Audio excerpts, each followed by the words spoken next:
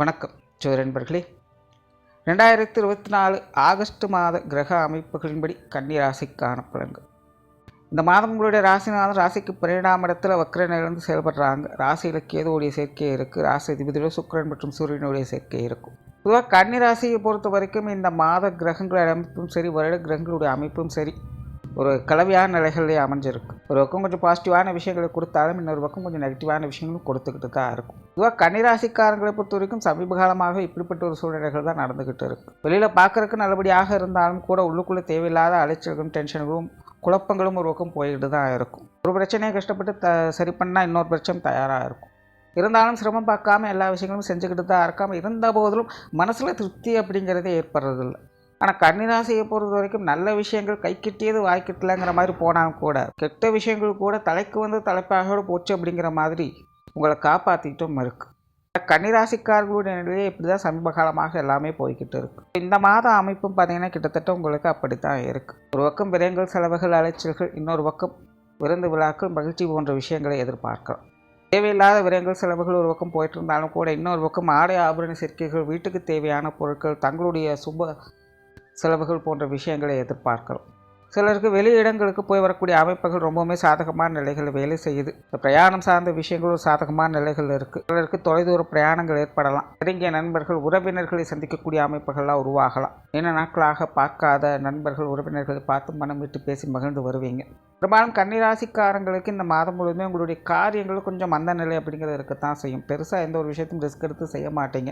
கொஞ்சம் ரெஸ்ட் எடுக்கணும், ஓய்வாக இருக்கணும் அப்படிங்கிற மைண்ட் செட்டு தான் இருக்கும். அதனால் கொஞ்சம் ரிலாக்ஸ்டாக ஃப்ரீயாக இருப்பீங்க. என்டர்டெயின்மெண்ட் சார்ந்த விஷயங்கள்லாம் அதிக ஈடுபாடுகள் இருக்கும். இளம் வயதில் இருக்கக்கூடியவங்கெல்லாம் கொஞ்சம் பொழுதுபோக்கு சார்ந்த விஷயங்களே அதிக கவனம் செலுத்தி வருவாங்க. எல்லா விஷயங்கள் காரியங்களும் கொஞ்சம் தள்ளி போட்டு செஞ்சுட்டு வருவாங்க. இருந்தபோதும் கன்னிராசியை பொறுத்த வரைக்கும் எல்லாம் நன்மைக்கு அப்படிங்கிற நிலைகளை தான் வேலை செய்யும். கொடுக்கல் வாங்கல் விஷயங்களில் கொஞ்சம் கவனம் எடுத்துக்கோங்க. அதே போல் ஹெல்த் சம்மந்தப்பட்ட விஷயங்களும் கொஞ்சம் கவனம் எடுத்துக்கோங்க.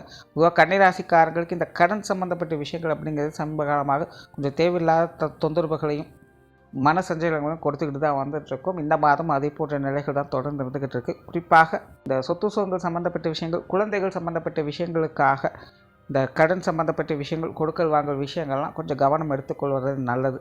பொது விஷயங்கள் மற்றும் பொது காரியங்கள் ஈடுபாடுகள் கொஞ்சம் சாதகமாகவே இருக்குது.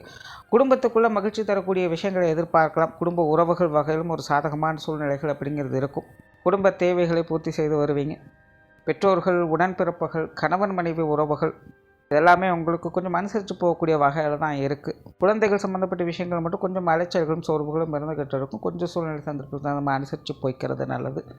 மாணவர்களுக்கு கல்வி மற்றும் வித்தை சார்ந்த விஷயங்கள் ஒரு சாதகமான நிலைகளே வேலை செய்யும். இருந்தபோதிலும் மாணவர்களுக்கு இந்த மாதம் கூடுதல் முயற்சி அப்படிங்கிறது தேவைப்படும். ஏன்னா கன்னிராசியை பொறுத்த வரைக்கும் ராசியிலே கேது இருக்கிறதுனால மாணவர்களுடைய நிலை அப்படிங்கிறது அப்பப்போ கொஞ்சம் குழப்ப நிலைகளுக்கும் ஃப்ரஸ்ட்ரேஷனுக்கும் போயிடுவாங்க. ஒரு விதமான சலிப்பும் வெறுப்பும் அவங்களுக்கு ஈஸியாக வந்துடும். சின்ன சின்ன விஷயங்களுக்கு கூட கொஞ்சம் ஈஸியாக சலிச்சுப்பாங்க.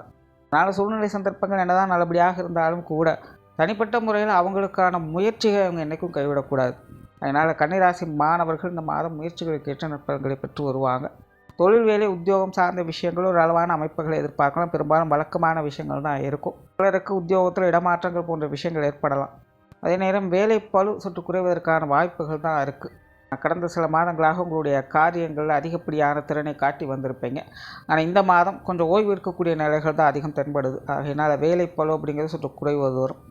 வெளியூர் மற்றும் வெளிநாடு சம்மந்தப்பட்ட விஷயங்கள் ஒரு நல்ல முறையில் கை கொடுத்து வரும். மொத்தத்தில் இந்த மாதம் கன்னிராசியை பொறுத்த வரைக்கும் அனைத்து விஷயங்களுமே ஒரு கலவையான நிலைகளில் தான் செயல்பட்டுக்கிட்டு இருக்குது. எல்லாம் நன்மைக்கு அப்படின்னு நல்ல விஷயங்களை மட்டும் ஃபோக்கஸ் பண்ணுங்கள், நல்லது நடக்கும். நன்றி, வணக்கம், வாழ்க வளமுடன்.